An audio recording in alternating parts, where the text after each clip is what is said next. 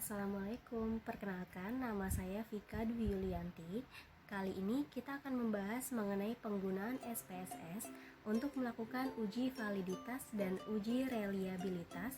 Yuk kita simak videonya.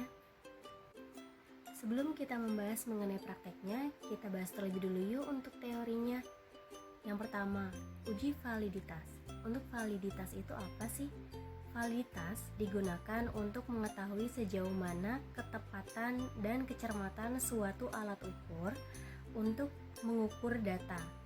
Kemudian, uji validitas ini bertujuan untuk mengetahui kerelevanan angket kuesioner yang digunakan oleh peneliti dalam mengukur dan memperoleh data dari responden. Kemudian yang kedua, uji reliabilitas. Uji ini berguna untuk menetapkan apakah instrumen yang dalam hal ini kuesioner dapat digunakan lebih dari satu kali. Paling tidak, responden yang sama akan menghasilkan data yang konsisten. Kemudian dengan kata lain, reliabilitas digunakan untuk mengetahui konsistensi alat ukur, apakah alat ukur yang digunakan dapat diandalkan dan tetap konsisten jika pengukuran tersebut diulang. Yang pertama, kita siapkan terlebih dahulu untuk data variabel X dan Y. Contoh untuk judul yang akan kita ambil yaitu pengaruh continuous improvement atau CI, value stream cost F atau FSC, just in time atau JIT, dan balance scorecard atau BSC terhadap lean accounting atau LA pada perusahaan manufaktur di Indonesia. Yang pertama, kita siapkan terlebih dahulu untuk data-data variabelnya di Excel nih.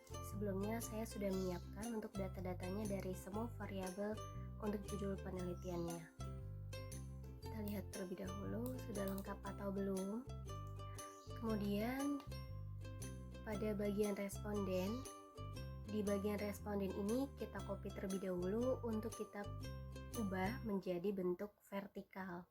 Kita ubah terlebih dahulu dengan cara copy datanya, kemudian kita paste ke sheet di Excel di sheet berikutnya saja. Kita akan ubah menjadi bentuk variabel.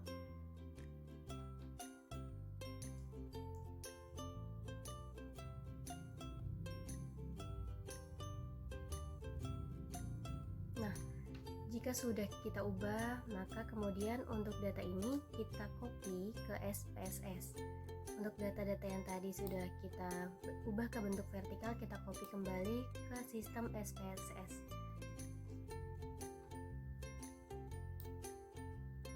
Kemudian klik pada bagian variable view, kemudian letakkan data-data tersebut pada kolom name. Kita paste saja untuk data sebelumnya tadi. Nah, kemudian setelah muncul data-datanya, perhatikan pada kolom desimal kita akan mengubahnya menjadi 0.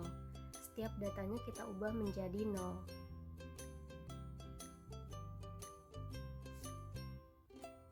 Nah, kemudian selesai kita ubah semuanya, kemudian pada kolom measure. Kemudian jika sudah dibuat butir pertanyaan kuesioner, pastikan pada kolom measure dalam posisinya scale. Kita ubah semua menjadi scale.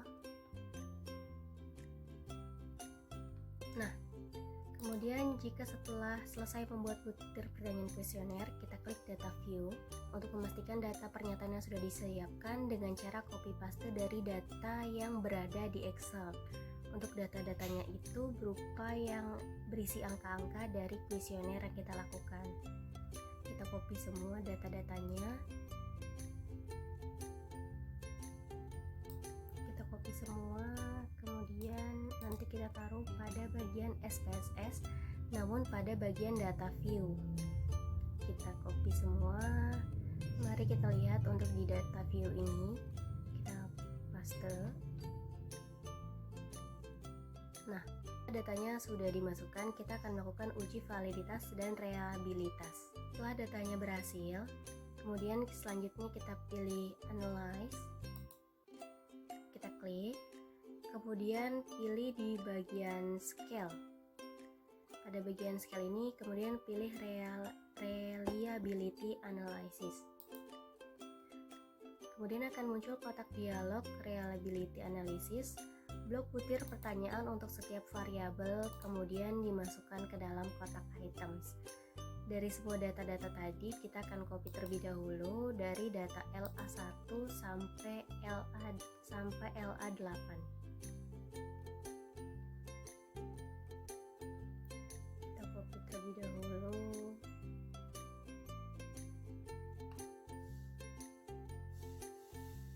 Mari kita copy pada bagian kolom items. Nah, jika sudah muncul, kemudian untuk saat ini diperhatikan terlebih dahulu ya. Setelah butir pertanyaan masuk ke dalam kotak items, perhatikan menu model dalam kondisi alpha. Lalu kemudian klik bagian statistik. Nah, kemudian akan muncul kotak dialog reliability analysis statistik. Pada kolom descriptive for, kita checklist pada bagian scale-nya terlebih dahulu.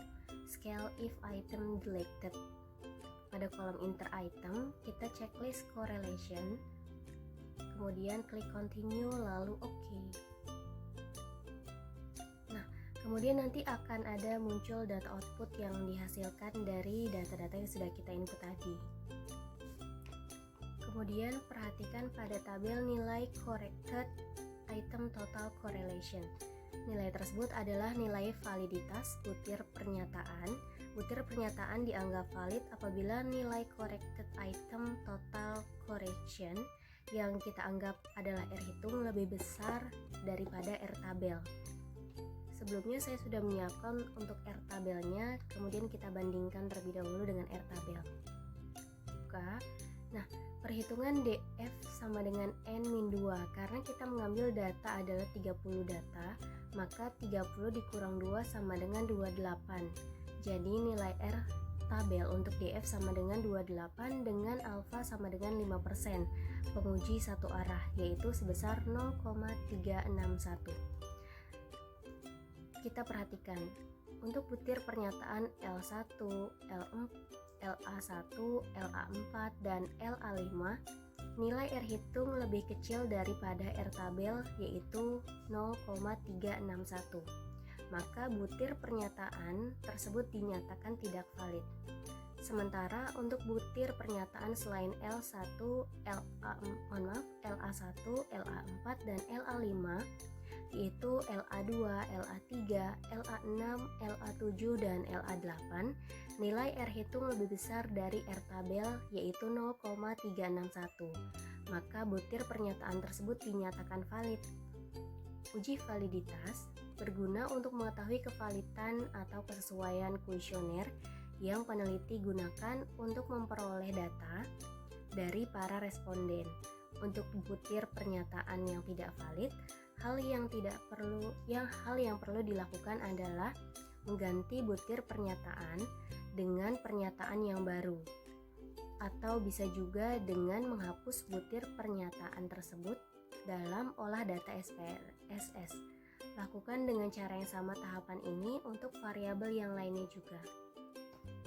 Kemudian kita perhatikan pada uji reliabilitas variabel LAY pada bagian Cronbench alpha sama dengan 0,513. Hal ini lebih besar daripada R tabel yang menunjukkan angka 0,361.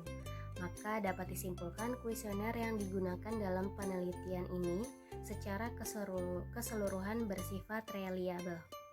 Secara umum, uji reliabilitas digunakan untuk mengetahui tingkat kekonsistenan kuesioner yang digunakan oleh peneliti dalam menghasilkan data walaupun kuesioner digunakan kembali di waktu yang berbeda dengan responden yang berbeda.